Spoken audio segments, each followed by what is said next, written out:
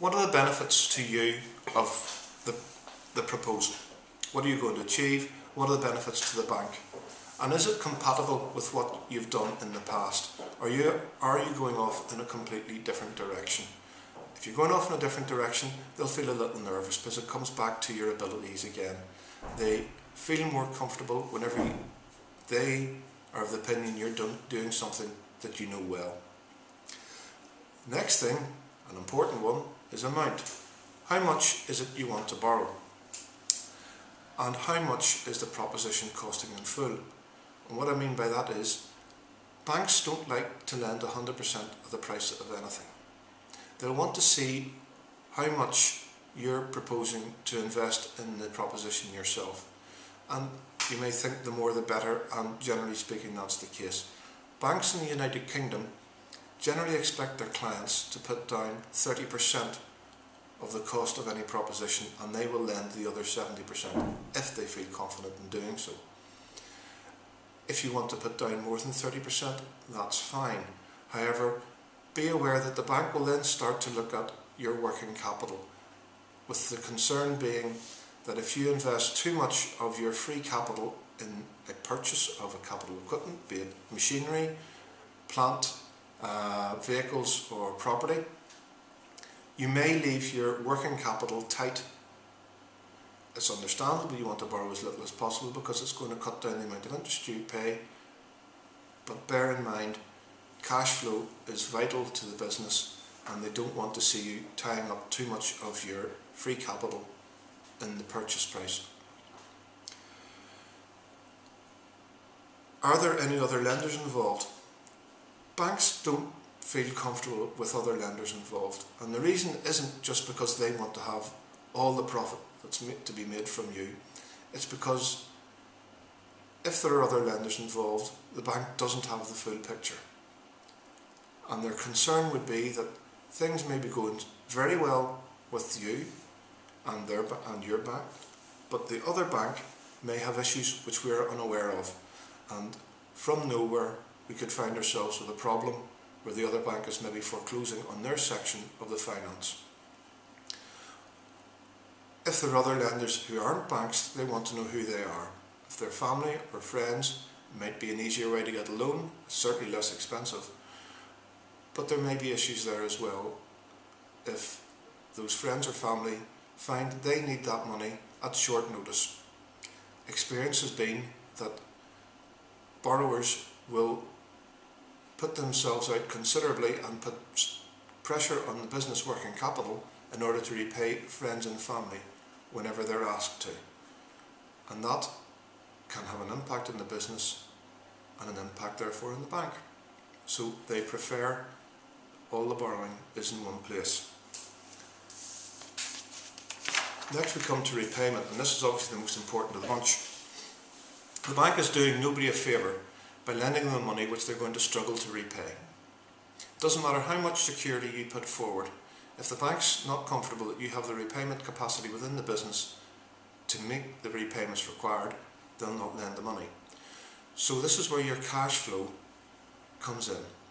Cash flow is a very important document and one which I recommend you keep in front of you at all times, even after you've got the borrowing, because you can monitor how you're doing against your cash flow and you can predict problems.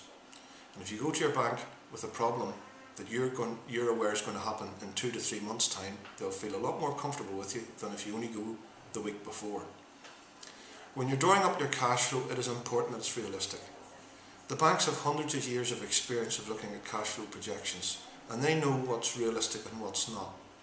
There's a great temptation to look at all your overheads and what your repayments are going to be, and then make your cash flow match whatever is required.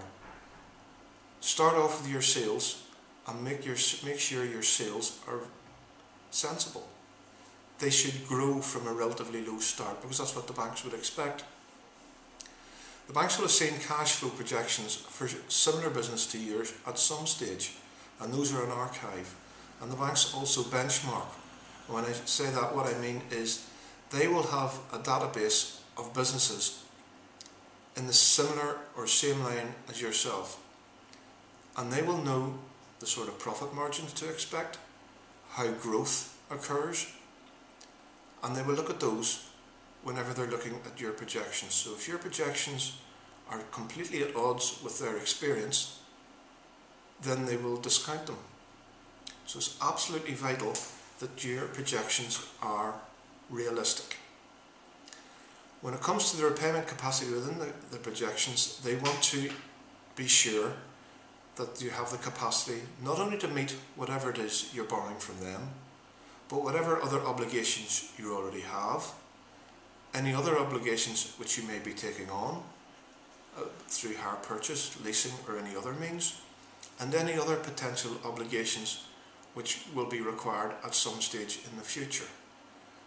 You should be able to show that not only can you meet all of those, but that there is a margin for error, because as in all things, things never turn out as we hope. There are always unforeseen eventualities, and the bank will want to see that you have built in a margin within the cash flow projections to cover those unforeseen eventualities, bearing in mind that they must be realistic.